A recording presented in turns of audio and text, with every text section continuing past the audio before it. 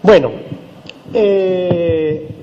cuando me invitaron a participar en esto, tengo cierta propensión a recurrir a uno de los libros de ficción más importantes en los últimos tiempos, que es la Constitución. ¿Y por qué? Porque hay un proceso de desmantelamiento de la propia Constitución, pero en definitiva también la Constitución como herramienta nos ayuda a construir un horizonte. Entonces, básicamente me interesa pensar el tema de acceso a la información y el tema de ética política, que es lo que está detrás asociado o vinculado al tema de la mentira o la verdad, ¿no? Sobre todo pensando en las dinámicas de una sociedad democrática, porque en definitiva en una sociedad democrática el acceso o veracidad va a depender también en alguna medida del debate. Es decir, la aproximación de las verdades unívocas solo se da en las dinámicas no democráticas, es decir, la imposición se construye y es un dogma y se acepta, ¿no? Pero en las sociedades democráticas las verdades son debatibles, son susceptibles del debate. Veamos qué dice la Constitución sobre este tema, sobre el tema del acceso a la información pública. Por cierto, que dice el artículo 143 que la información pública tiene que ser oportuna y veraz, es decir, obliga al Estado a que nos dé la verdad y además nos da acceso a los archivos y además dice que no se admite ningún tipo de censura. En definitiva nos dice que tenemos derecho a la información, hay garantías, siempre y cuando uno tenga un determinado interés. En definitiva, todo lo público puede ser de interés de la sociedad y por lo tanto todo lo que está en manos del Estado es susceptible de ser público. No solo eso, sino que también tenemos acceso a los archivos, los registros, cualquier modo de documentación de los datos que allí están. Pero además nos dicen que esos datos tienen que ser verdaderos, ¿no? Tienen que ser ciertos, ¿no? Y prohíbe además que ningún funcionario se censure, diga, mire, yo no puedo dar esta información. Esas son las garantías que están allí. Yo no les voy a decir el diagnóstico de la situación, pero eso realmente no es así. Es decir, cuando pedimos información no nos las dan. De alguna manera tenemos dudas en relación a la información que nos ofrecen. Es decir, si esa información efectivamente tiene una cualidad de rigor atendido. Y en líneas generales es como una relación amorosa. Nosotros quizás el elemento más importante del desdén y de la moda in, que de alguna manera se ha instalado como gestión pública, in por indolencia, indiferencia y todas las otras adjetivos que podemos tener, es, en definitiva, nosotros lo que queremos es que nos respondan aunque sea mentira. Es como una relación amorosa, no hay nada peor que una indiferencia. Entonces, uno aspira a que le respondan, pero no nos responden, no le responden a los ciudadanos, se ponen de espaldas a la gente, pero encima de eso hablan de amor, no, hablan de mucho amor. Entonces, pero es indiferencia, no le prestan atención. Y cuando alguien amorosamente se acerca, le pueden aplicar una ley, ¿no? Terrorismo, cualquier otra cosa, cuando alguien pide o quiere expresar esa dimensión o cuando quiere reclamar, porque en el amor no solo son expresiones dulces, a veces hay expresiones de reclamo.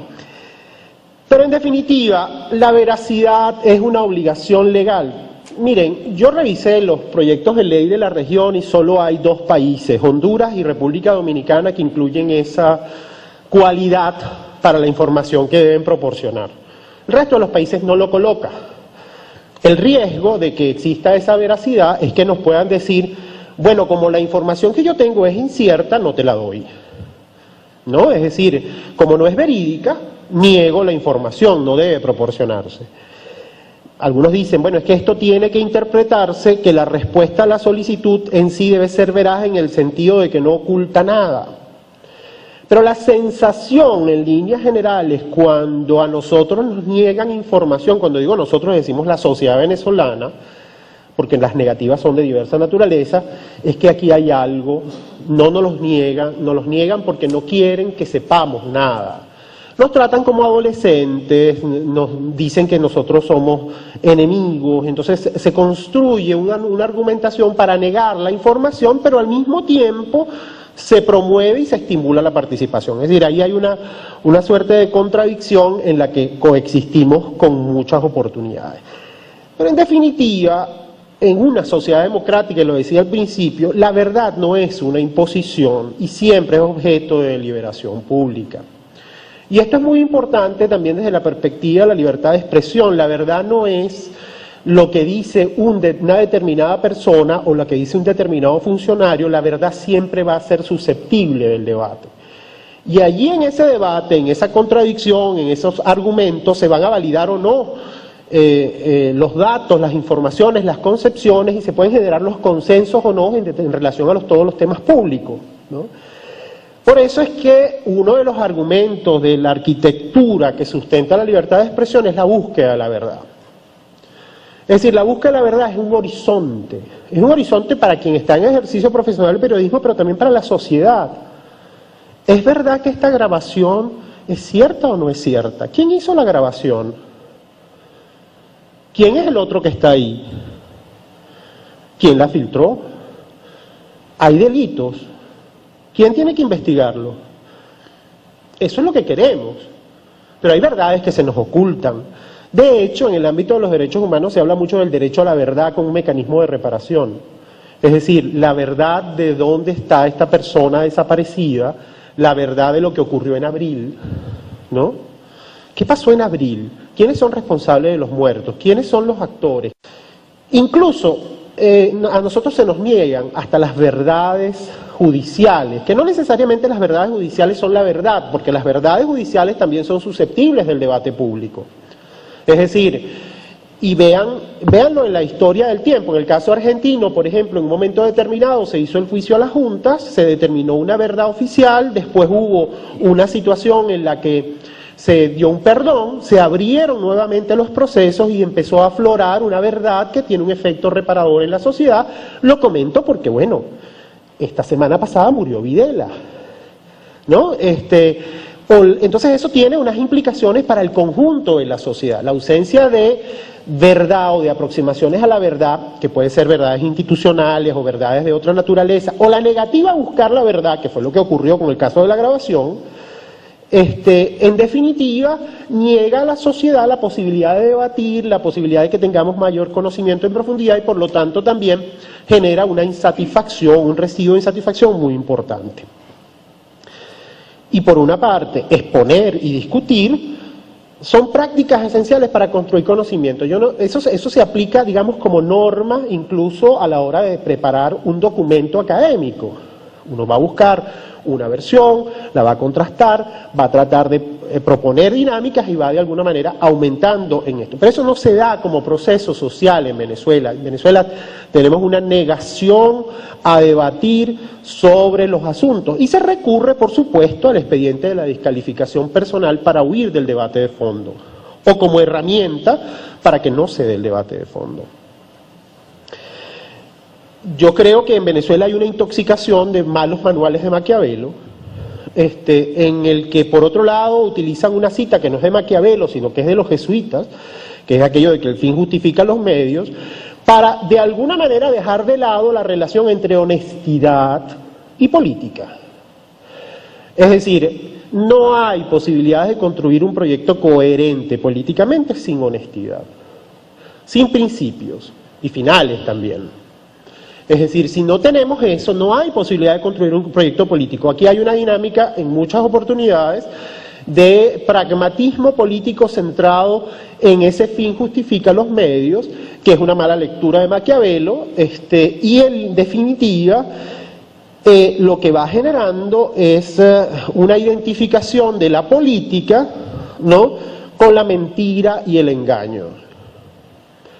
Por cierto, esa concepción alimentada, en la que también los políticos son responsables de esto, pero también nos ha hecho mucho daño por esa sensación de lo político como mentira, engaño, perverso, algo que no merece que buena gente se dedique a hacer política. La veracidad es una práctica comunicativa que se asocia al contraste. Es decir, en el campo del periodismo, la veracidad lo han resuelto los países que tienen normas constitucionales asociadas a la veracidad. La veracidad no es más como la aproximación profesional, en el caso del periodismo, para decir esto es verdad conforme a una regla, a un patrón profesional, y esta es la aproximación de la verdad de hoy, pero mañana puede cambiar. Puede ser distinta. Yo he hecho el contraste suficiente, pero eso cambia. La verdad no es una cosa estática. Pueden surgir elementos mañana que transforman la noción de veracidad que teníamos en el día de hoy. Por eso sí es muy importante que en una sociedad haya deliberación, haya debate a partir de los funcionarios que están al servicio del pueblo, de la gente, no lo contrario. Y esa deliberación es la deliberación sobre lo público. ¿Lo está haciendo bien? ¿No lo está haciendo bien? ¿Cuál es el resultado? Para eso nos tienen que dar datos, porque si no, hacemos peleas en la sombra. No tenemos datos. Nosotros ayer, cuando digo nosotros, un conjunto de organizaciones introdujimos una demanda porque no nos dan información sobre las medicinas que se distribuyen en Venezuela. Entonces, una persona que tiene derecho a la salud quiere saber si esa medicina es de calidad o no es de calidad, si cumplió un protocolo o no lo cumplió. Y entonces un conjunto de organizaciones pedimos la información, no nos las dieron y tuvimos que demandar porque no nos responden. Y no nos responden no a las organizaciones, a las víctimas, a las personas que están necesitadas de esa salud. Entonces, en principio, básicamente, los datos, registros, documentos y cualquier modalidad de archivo, de información en las entidades públicas, por principio de máxima divulgación deben ser públicas, exceptuando aquellas que de alguna manera pueden entrar en colisión con otro derecho. Yo no puedo acceder al expediente médico de una persona que está en un hospital público, pero yo sí puedo saber cuáles son las personas que están afectadas por un determinado padecimiento, porque eso nos ayuda a saber, a diseñar una política pública en relación a ese tema, igual como algún otro efecto. La información pública es necesaria para el debate y el control social de la gestión del Estado. Y en Venezuela es muy difícil hacer control social de la gestión del Estado. La Contraloría es una palabra, esa Contraloría, no funciona la Contraloría como institución, la pretenden sustituir con una Contraloría social, pero no le dan las herramientas para que haga el control, porque no le dan la información. No sabemos cuánto cuestan los presupuestos, conseguir el presupuesto de una... Yo quiero saber el presupuesto de inversión pública de un ministerio, una parroquia, y no lo sé. No hay forma, está hecho para que no se dé información a la gente. Y la opacidad guarda una relación directa con modos no democráticos de gestión pública. En el fondo es en esa coexistencia de valores democráticos, valores autoritarios que tenemos, es una dinámica del ordeno y mando, que es una visión profundamente autoritaria, que no es nueva y que es esa coexistencia de valores que tenemos en la sociedad, pero que hace que de alguna manera entonces la dinámica de la gestión pública se traduzca en una relación clientelar y no de subjetividad responsable de personas adultas, ciudadanos que ejercen derechos y que demandan derechos, sino somos pacientes beneficiarios de una política pública.